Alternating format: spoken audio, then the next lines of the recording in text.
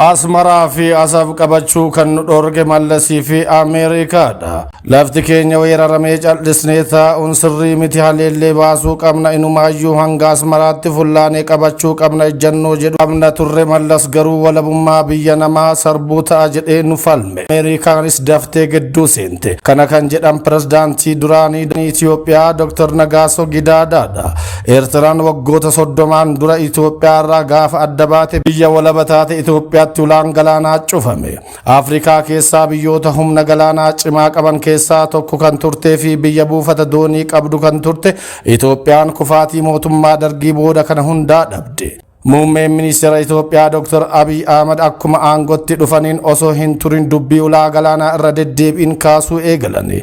Qondaaltonni Itoophiyaas irra deddeebiin Itoophiyaan ulaa galaanaa argachuu akka qabduu fi keessumaayyuu Itoophiyaan buufata doonii Asab akka hin malletti akka dhabde dubbachuu eegalani.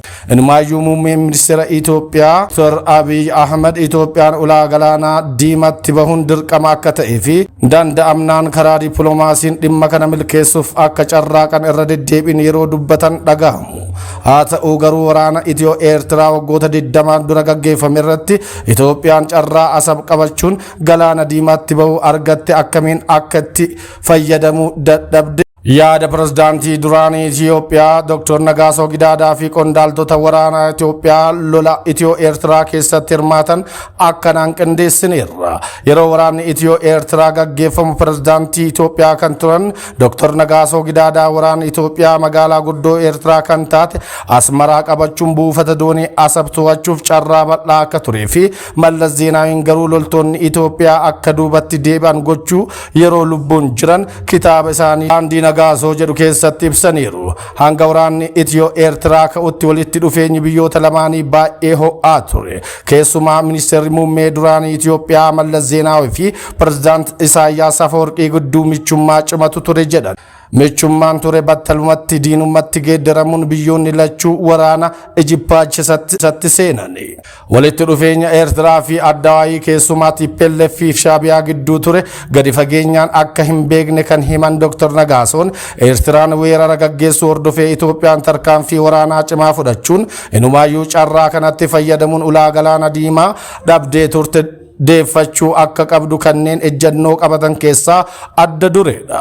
Waraanni osoo hin eegalin dura koreen walitti dhufeenya Itoophiyaa fi Eertiraa hordofu hundaa'uu himu. Itoophiyaan buufata Asab bilisaan akka fayyadamtu abbummaa Itoophiyaan kuusaa boba'aa qulqulleeffamu kan Asabitti argamu irratti qabdu, Eertiraan biyya walabaa taatus birrii Itoophiyaan akka fayyadamtu, daldalli bifa haqa qabeessa ta'een akka gaggeeffamuu fi dhimmoota kaanis kan hordofu ture. Garuu Eertiraan waliigaltee ture cabsuun daldaltoonni boba'aa bituuf deeman birrii osoo hin taane doolaaraan akka kaffalan gochuu eegaluu fi gibira kaffalchiisuu akka eegalte kaasu. Eertiraan biyya buna hin oomishne taatus buna Itoophiyaa irraa fudhattu alatti erguun beekamtii ittiin argachuu fi lammiilee Itoophiyaa achi jiran irrattis dhiibbaa garaagaraa gaggeessu dhabdeef balbala akka banaa turte himu. Birri Itoophiyaa fayyadamuu dhiiftee maallaqa ofii ishee naqfaa jedhamu ifa gochuu ishee ammoo walitti dhufeenya duraanuu laaffatee caalmatti hammeesse. Kana hordofee akka lakkoofsa Itoophiyaatti bara 1990 sadarkaa mootummaatti Eertiraa wajjin walitti dhufeenya uumuuf gareen ministeerota of keessaa qabu hundaa'uu kan ibsan Dr. Nagaasoon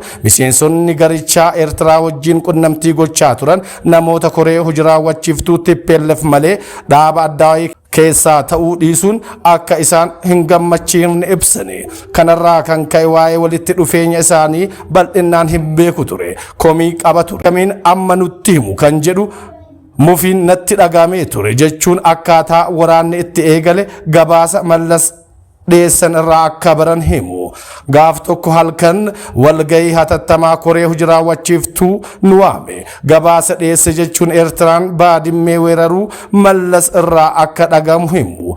Wanti Nagaasoo fi waahillan isaanii kaan gabaasa Mallas irraa dhagaan naasuu itti uumuu hatattamaan qophii waraanaaf duula dhiibbaa dippiloomaasii eegaluun akka barbaachisu walgahicha irratti murtaa'uu himu. Koreen hundaa'e hojii waliif qoodan Mallas Zeenaawiif Suyyum Masfin hojii dippiloomaasii irratti akka xiyyeeffatan murtaa'e. Qophii waraanaa taasifamuufis loltoota haaraa leenjisuu, xayyaarota waraanaa daanaa dabalata dabalatee meeshaalee waraanaa biroof bituu fi loojistiksii qindeessuuf Siyyee Abrahaa kufaatii dargii booda US mootummoota Afrikaa deeggarsa cimaa gootuuf keessaa tokko Eertiraa ture.